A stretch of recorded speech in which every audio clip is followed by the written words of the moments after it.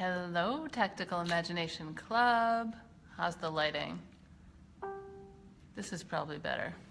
It's getting dark here. So, welcome to Imaginauts, the Imaginauts, episode 7. I am your host, Amy Walsh, and I am also the guest. I put out the call for interview questions from all of you. I crowdsourced the interview questions, and you all gave me such beautiful questions. Hi, Julie. Yay. Hey, Sarah. Yay. Yay. It's a party already. I got so many good questions from all of you. They're actually, some of these questions I'm going to steal when I go back to interviewing other guests. I'm super excited. Yay. All right, I'm going to start out with a little shout out to all the new members of the Tactical Imagination Club who may or may not make it to this live episode but might watch the replay. There's a bunch of new people, so I'm going to do a quick introduction of myself, the cliff notes to who I am. So in this little corner of the online entrepreneurship space and small business space, I like to think of myself as the resident visual culture nerd. Hi, Cat, and Happy New Year to you, and thanks for the good question today. I teach courses and free workshops in visual language, visual culture, visual branding, visual storytelling, lots of visual. That's my thing. I work with people one-on-one in a program called Uncover the Visual Story of Your Business, which is great for people who are already very visually minded and people who feel like they have no idea where to start.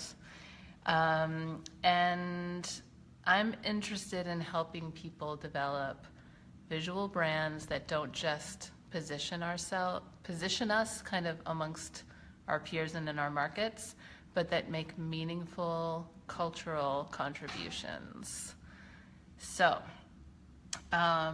it's a way of using visual images to stand out, but to really understand how that standing out is about being authentic. Hi, Julie. You must be watching from your car. Julie is my studio wizard here at the studio, and she just finished her shift and is on her way home. She's smiling. So funny. So as I was saying, oh yes, standing out in a way that is authentic and meaningful and intentional in terms of the voice that you are bringing to the visual culture around you.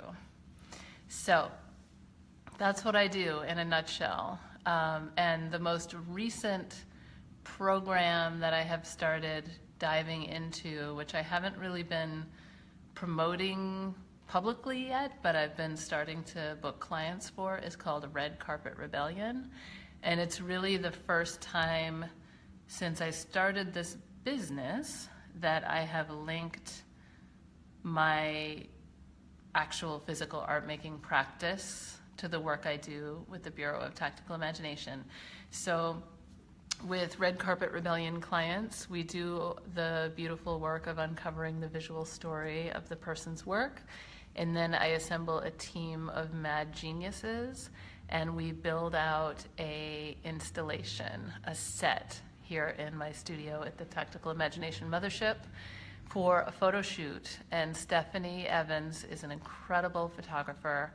We collaborate with her, and Mariah Harris, who is an incredible really sculptor of flowers. She's a floral designer who works site-specifically and architecturally. She's amazing.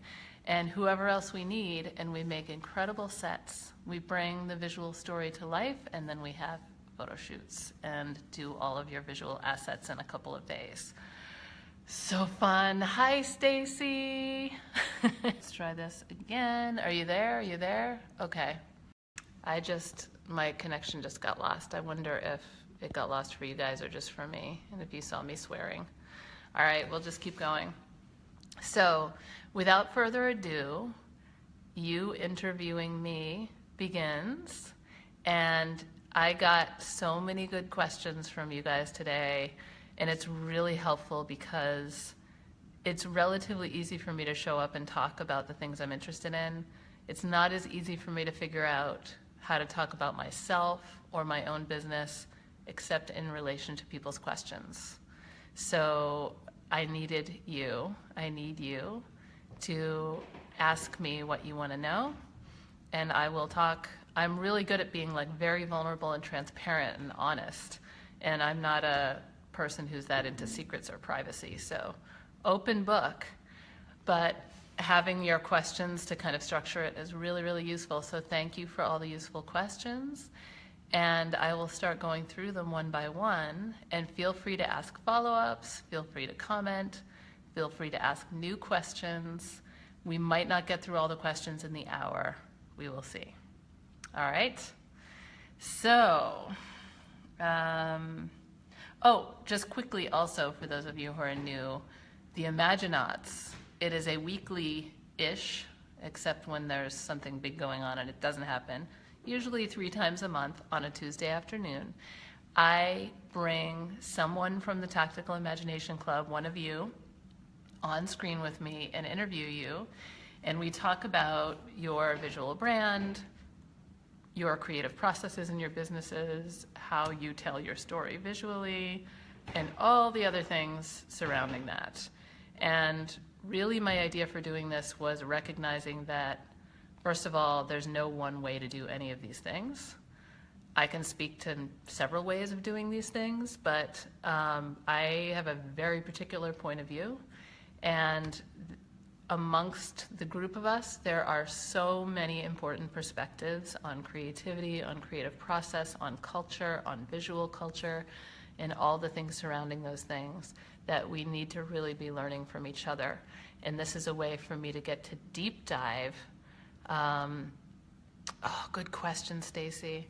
To deep dive with you all one at a time and bring your wisdom out into the public space of the group and learn from each other.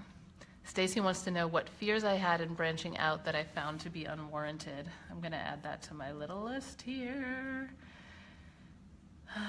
Stacy, unwarranted fears. Okay, that's cool. I don't know if any of them were unwarranted. We'll see. I'll have to think about it. All right, so I'm going to dive in. I'm answering these in the order in which I received them. Okay, so the first one comes from Cat. Cat was my first question asker. How would you describe your own creative process and artistic practice? How do you get into the zone every day or week to do the work? Okay. My creative process and my creative practice is very changeable. It changes a lot. You could say it's inconsistent, but maybe it's consistent in the way it's inconsistent. I'm very deadline driven. So I set up a lot of opportunities to freak out and have like major explosions of creativity at the last minute, which has its benefits and drawbacks. And I've worked over time to make that more of a choice and make the ability to create at other times more possible. So I would say it's cyclical, but it's not necessarily a steady rhythm. So there's different strands to it. One is those sort of like big projects that get done in relationship to deadlines. And this is why my Red Carpet Rebellion program is great. It forces me to just, like, I get very ambitious in relationship to deadlines. So if I have a photo shoot coming, this thing is going to grow and grow and grow and grow as I race to meet it, which is super fun. Then there's the creative process that's about ideas. So ideas for programs for my business, ideas for approaches to putting out content for my business, ideas that come up around other people's work that strike me at different times, ideas for personal art projects that I want to do. And I have some personal art projects that I've been working on just in here for many years. And that creative process is about catching myself in the moment when my brain / body / period is, oh, hi Graham, hi Meredith.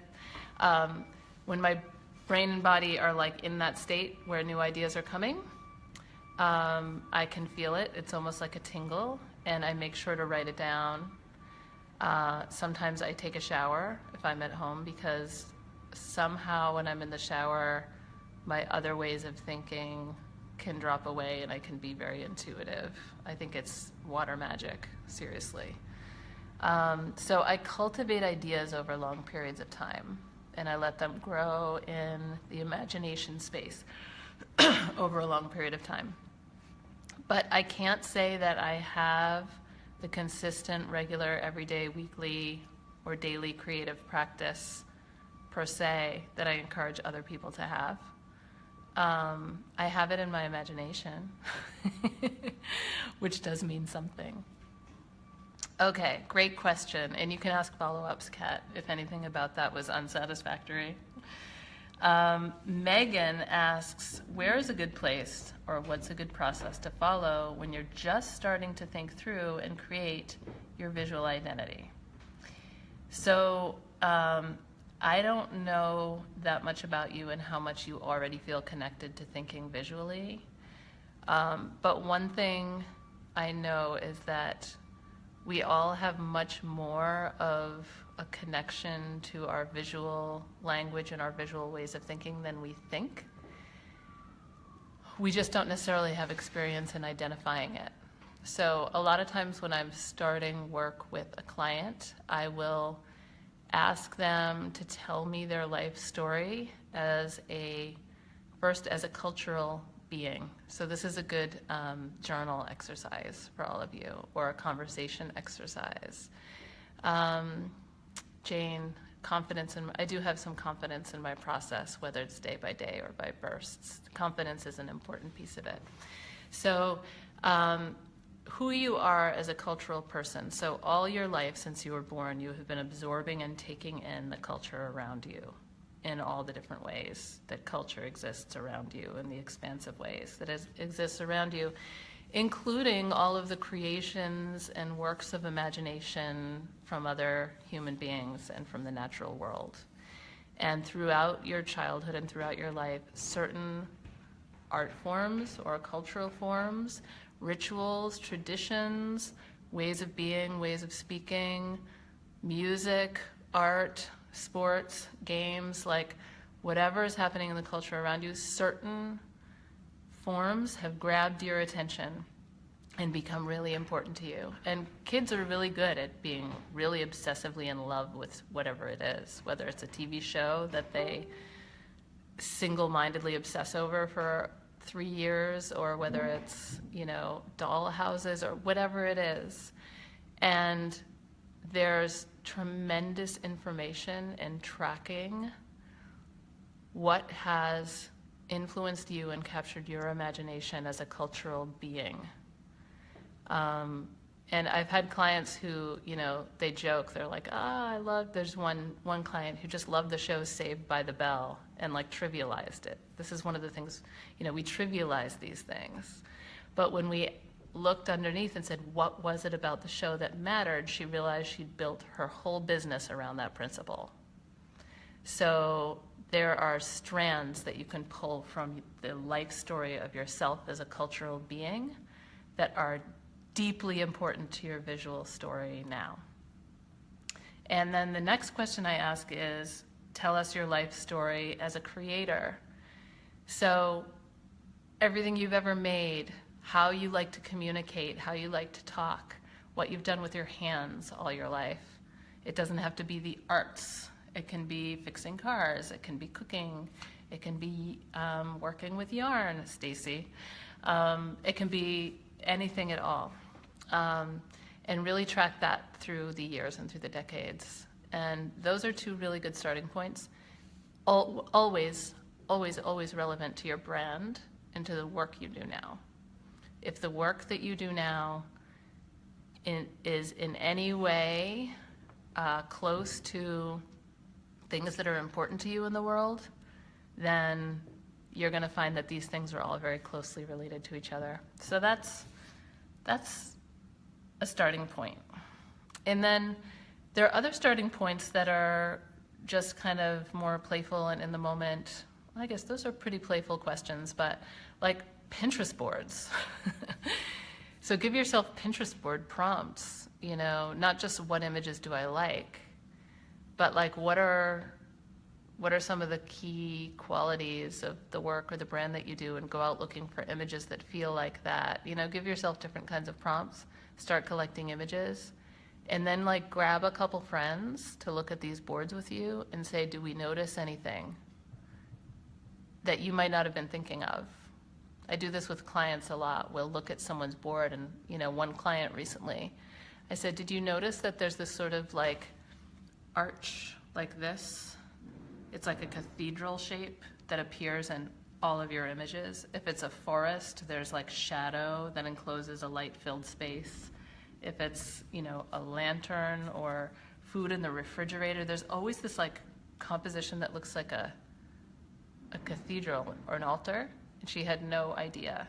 So you can do things to make your visual story visible to yourself. It's like more visible to us than it is to you, and you know, show yourself the raw material that you're already working with and learn from it. Hi, Rebecca. Hi, everyone. 13 people here. I'm so glad. It's a little party. So those are some starting points. Let's see. Why does doing this work at this time matter so much to you? This is Melanie Harth. Good question. Art and images and objects and the kind of magic of human creativity has always been really interesting to me, not just at this time. When you get people to not call you when you're doing Facebook Live. But also at this time, I'm more passionate than ever about it.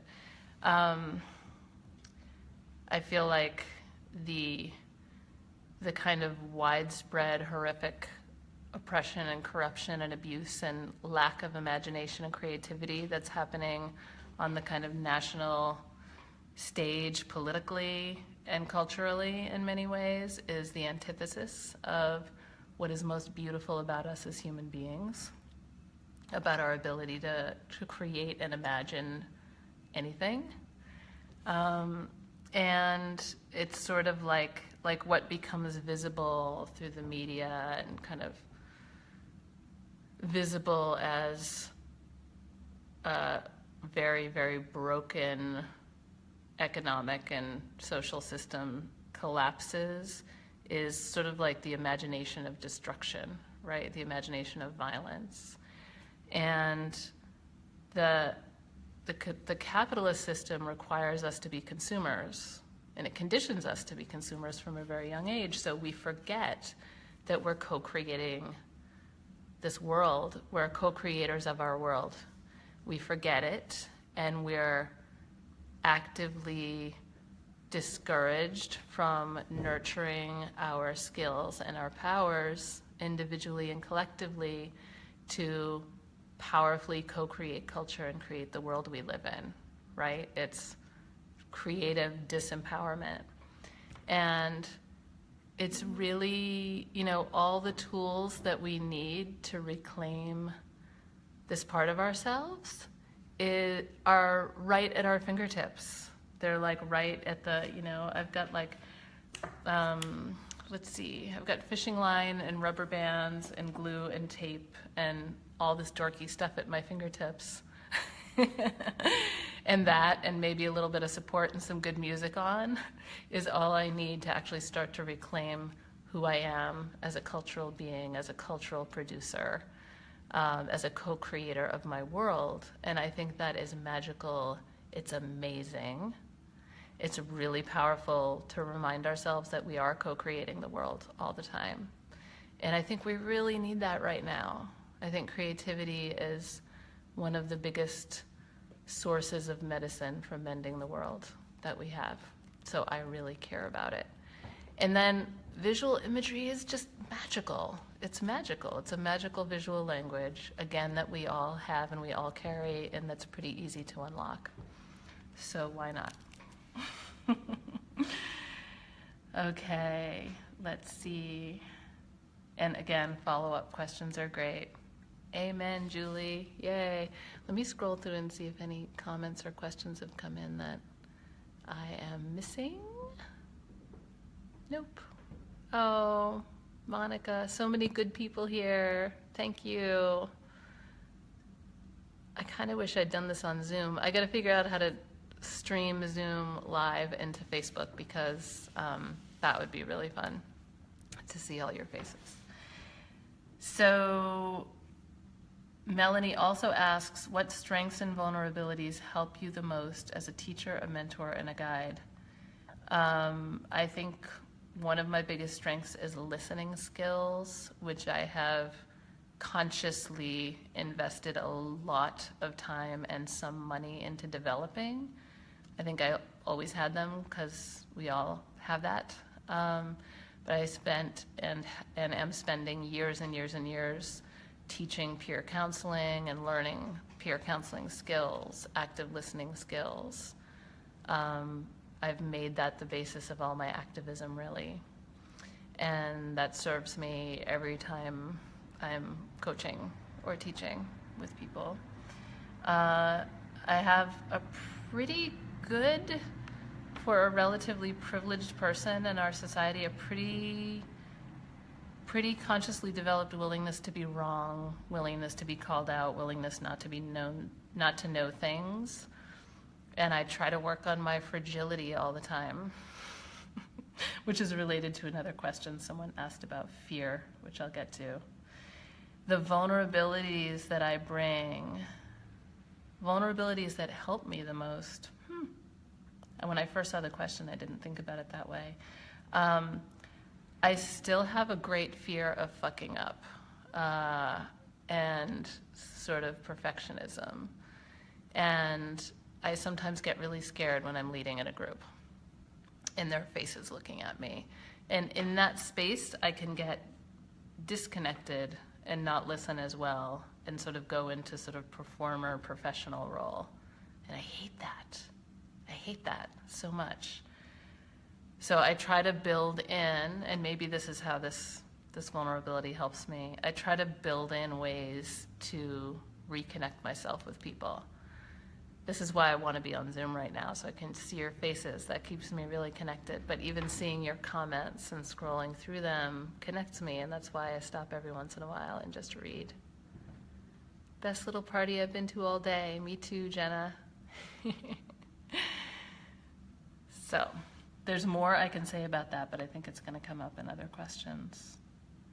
Okay, Lois Kelly asked, how do you breathe new life into a brand platform to keep yourself interested and reimagine how to bring new value to your tribe? What questions help you find new perspectives and creative paths?